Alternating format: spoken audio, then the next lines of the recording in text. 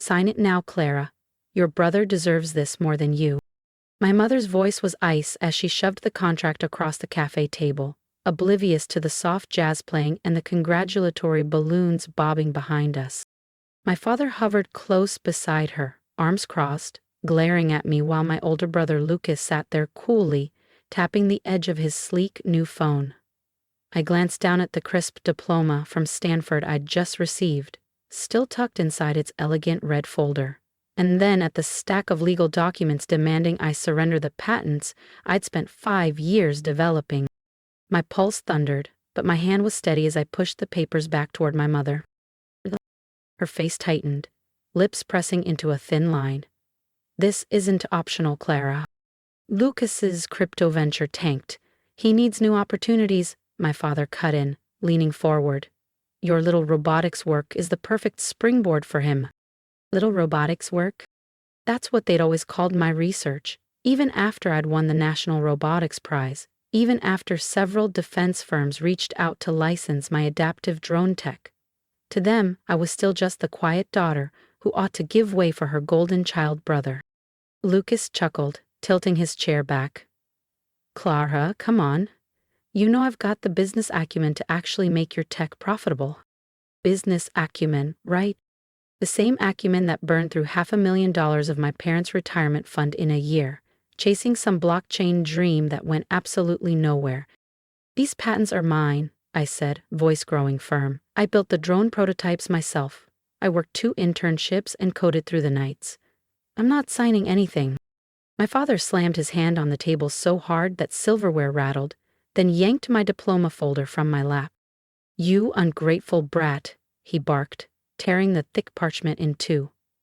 The rip split the music, drawing gasps from nearby customers. You think you're smarter than us?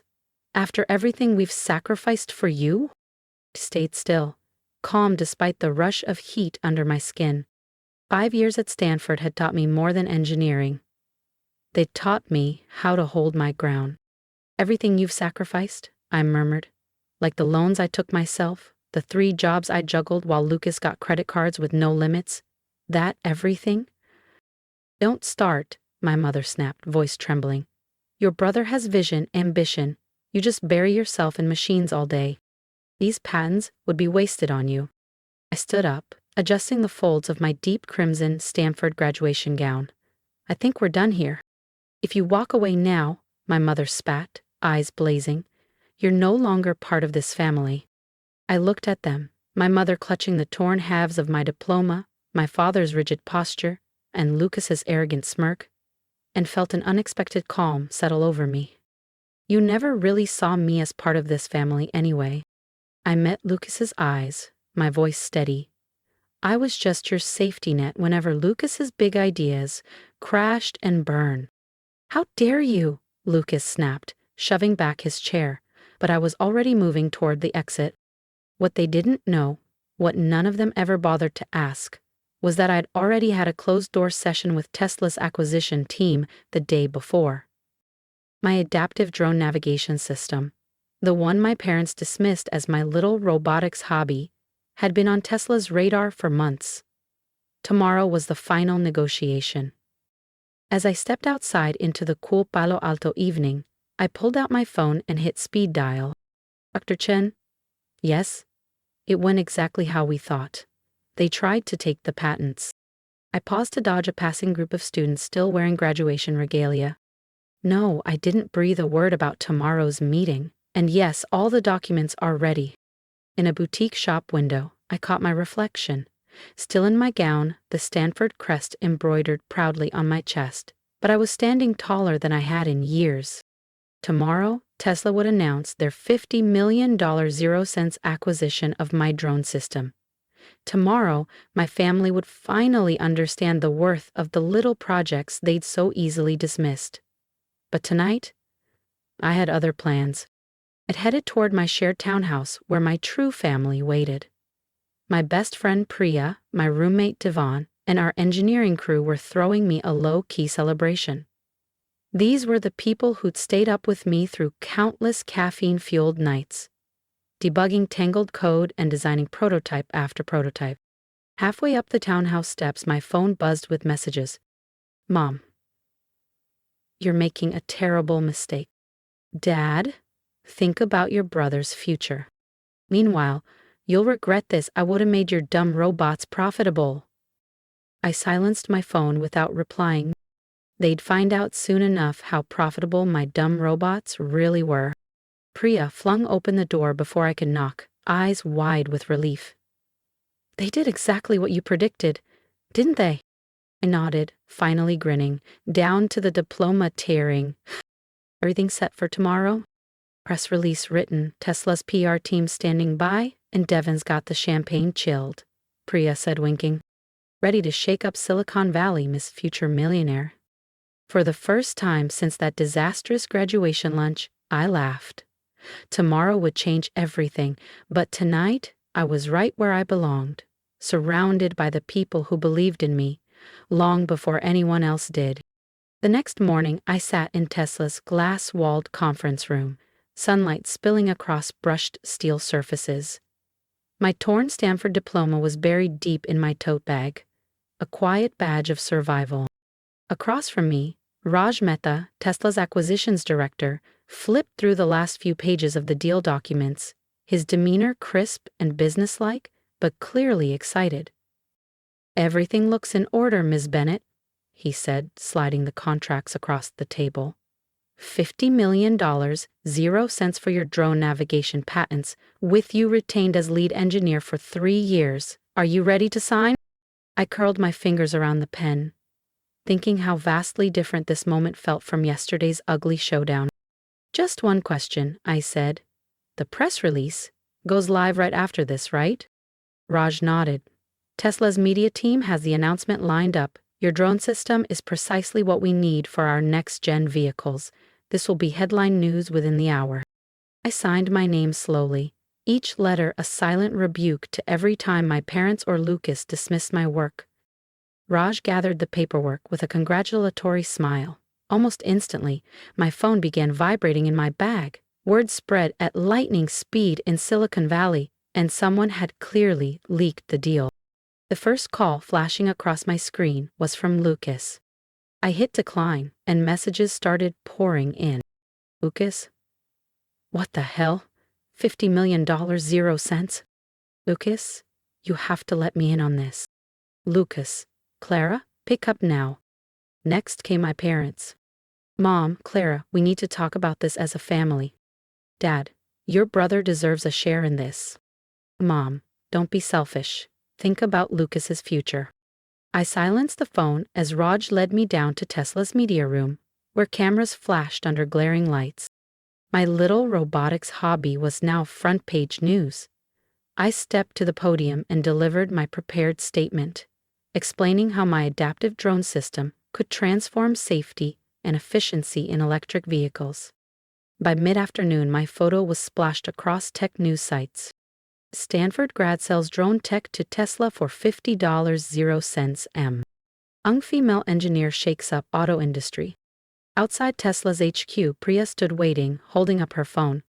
You're trending on Twitter, she laughed. And guess who's been calling me all morning? Let me guess, my family? Lucas called 8 times, tried to convince me he's your business partner and needs your contract details urgently. I rolled my eyes. Figures. And my parents? Your dad left a voicemail insisting there's no way you did this alone. He says he wants his lawyers to review the deal. We headed back to my townhouse, where Devon had decked out the place with balloons and a cake that read Future Millionaire.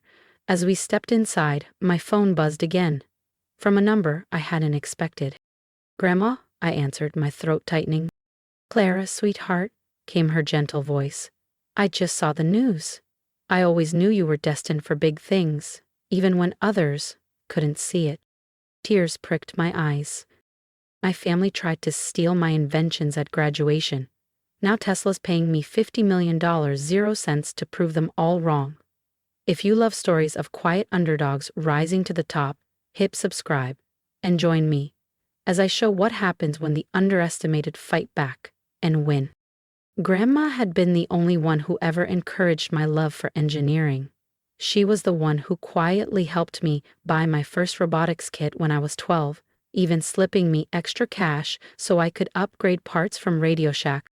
"Thanks, Grandma," I murmured, trying to steady my voice. "That means more than you know." "Your grandfather would be bursting with pride right now," she said. "He always said you had his inventor's spirit." She paused, her tone shifting. "Your parents are here, by the way. Stirring up quite a fuss outside." I let out a slow sigh. "Of course they are." "Don't waste a second worrying about them, Clara," Grandma said, her voice firm. "I've set them straight. I've seen you pouring your heart into this work for years while they threw good money after Lucas's nonsense. They're just realizing what they've lost." After hanging up, I finally opened my messages. Among the dozens of congratulations from professors, classmates, and even a few venture capitalists, there was one email from a familiar sender, my father's lawyer. Subject: urgent, family meeting regarding asset distribution. Devin read over my shoulder, scowling. "They seriously think they can still boss you around?" "They were so busy trying to crown Lucas as the family success story," Priya chimed in, "that they didn't notice the real star was right in front of them." Devin raised his glass. "To blind spots, and to Clara's $50 million 0 cents check." As we laughed and clinked glasses, another email pinged onto my screen. This time, the subject line made me freeze and smile at once. "From Stanford to Tesla, the secret journey of Silicon Valley's newest millionaire." Prominent tech magazine wanted me for a cover story. I felt a rush of warmth as I thought about the girls who might read that article. Kids who quietly tinker, code, or build while their families brush them aside. Maybe my story could help them believe that being the quiet one doesn't mean being invisible. Priya nudged me. "Ready to tell the world how you pulled this off?"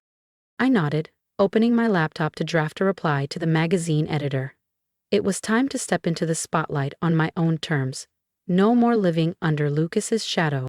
The party rumbled on around me as I typed, my friends' laughter drowning out the phone still buzzing with missed calls from my family. Tomorrow I'd face their accusations and demands, but tonight was mine. We agreed to do the magazine interview at Grandma's house. A deliberate statement. As the photographer adjusted lights in Grandma's sunny study, surrounded by framed photos of my middle school robotics trophies and science fair ribbons, I heard tires crunching on the driveway gravel. "They're here," Grandma announced, peeking through the curtains. "Right on schedule." Moments later, my parents and Lucas stormed up the walkway. The magazine journalist Diane blinked in surprise. "Are they part of the interview?" "They're about to be," I said, grinning. "Keep the camera rolling." The door burst open and my father charged in first. "This ends now, Clara. You're making a spectacle out of this family." Lucas's voice boomed through Grandma's sunny study, echoing off the rows of family photos and dusty robotics trophies. "Please," I said coolly, glancing at Diane, the journalist from the tech magazine. "Do explain how my success embarrasses the family. I'm sure the readers will be fascinated." They all froze, suddenly aware of the camera lenses, the audio mics, and the Tech Vision logo gleaming on Diane's press badge. Lucas's face went blotchy red as he recognized the magazine's name on her notebook.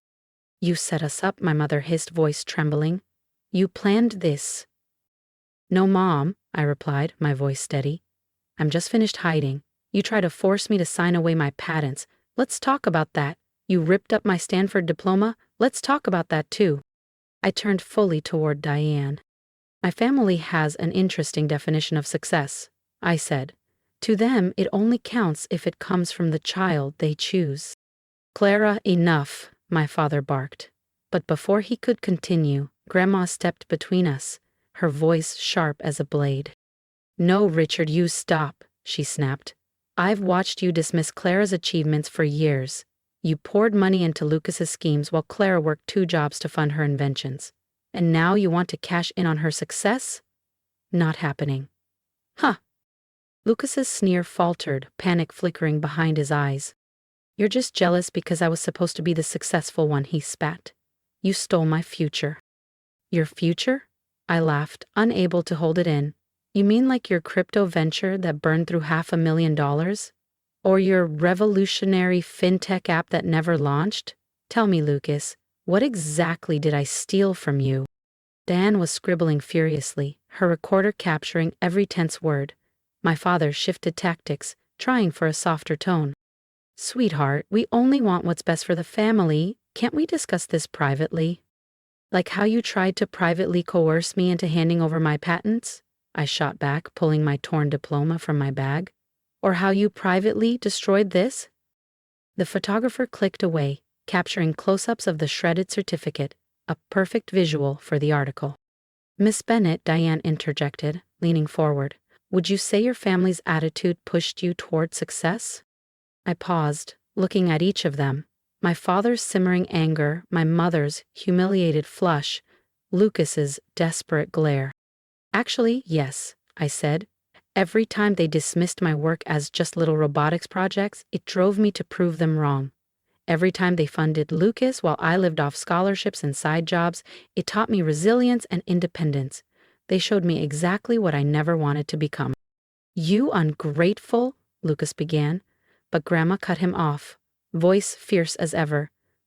Quote, I never saw yours before. I think you've all said enough, Grandma declared. Clara has an interview to finish.